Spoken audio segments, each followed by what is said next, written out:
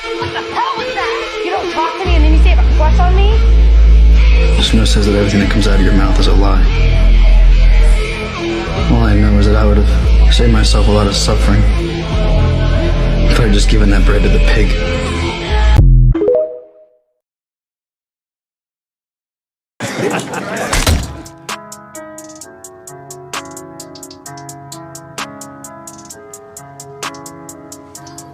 Thank you for your consideration. Young gun don't want that back calling me splurge. Ride me jump right off the curb. Bentley spray fly like a bird. Spin on the first and the third. Solid, I'm keeping my word.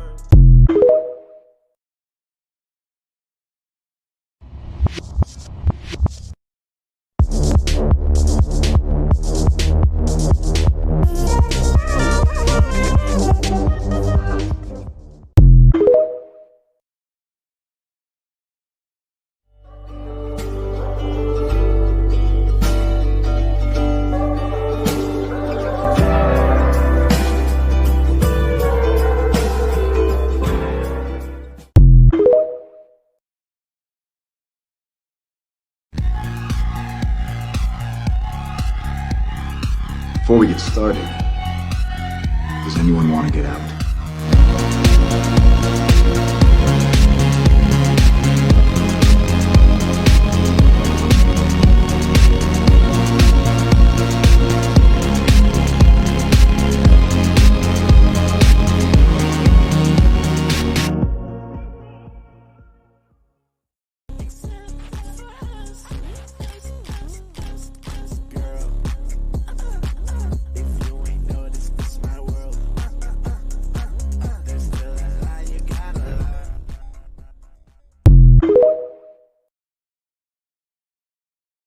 We have news and media pretty much occupied for like the next 3 weeks up until it's released. I don't really care that the Hunger Games movie now gets to promote itself. All right, that's cool, I guess, convenient for them. What I find most interesting about it, though, is that this opens up a huge door to putting Palestine in the pop culture sphere on mainstream media. I don't think this will happen, but it should. TikTok won't let me use green screen video at the same time as a stitch, but go watch this interview that was done 11 years ago by Suzanne Collins about the way that she got inspired for the book. She starts talking about how she was inspired by the war in Iraq and Survivor, and flipping back and forth between those two things on channels, and questioning whether or not she was actually able to separate those stories in her mind, or if at a certain point the American viewer was supposed to just accept that everything is kind of one big show. She talks about watching the news about the Vietnam War when her dad was fighting there while she was 6 years old, and how horrifying that was because she knew that there were horrible things going on in Vietnam and that her dad was there. Which naturally led her to think about,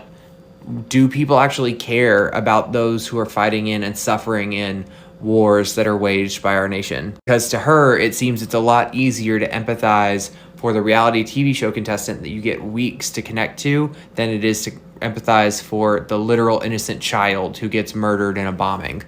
That's why Katniss was so important to the resistance movement as the face of the fight, because she was someone that the public had gotten to know and connect with on a very emotional level, because she actually showed her emotions throughout the process of being in the games. It was very authentic and people connected with her. The reason the games were so important to the Capitol was because it was a practice by which the Capitol was able to make people less and less empathetic, because they were so desensitized and used to the idea that people who loved them and people who lived in their communities would constantly be subject to this random violence. The whole point of which was to make it easier and more allowable to enact systems of violence against people in literal day-to-day life outside of the games as well. Also to instill the fear that if you ever stood up, you would just get killed too. That is quite literally what is currently happening with the Palestinian people. Western governments and news media are currently trying to distance and desensitize the general population of the West from what's happening in Gaza so that we don't empathize with the people who are dying there. The difference is that the narrative that we are believing right now is being set by the people on the ground who are actually witnessing that happen. This has been pointed out by the hospital bombing that happened in Gaza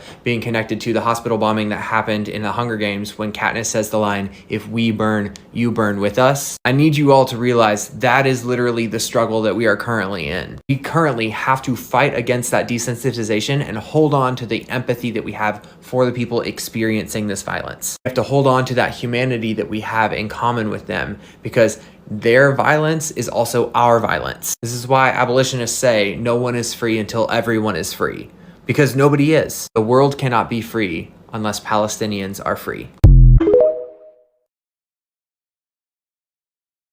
But now you want to play with it. You know what?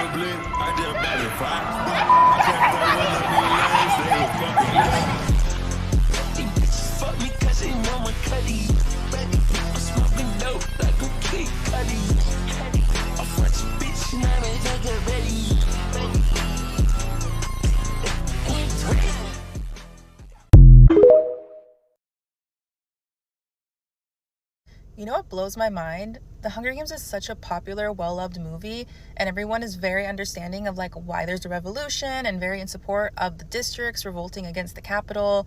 Like everyone's team Katniss, right? No one is like, oh my god, go capital. But when that shit's happening in real life, when there's real life oppression happening and oppressed people are fighting to get their land back or to get their rights, everyone is suddenly, oh my god, it's too complicated, or why are you using violence? Why not love? Love is the answer. Like, make it make sense. How can you watch a movie and be so in support of what's happening, but when there's actual living human beings experiencing oppression and violence, you just can't get behind it?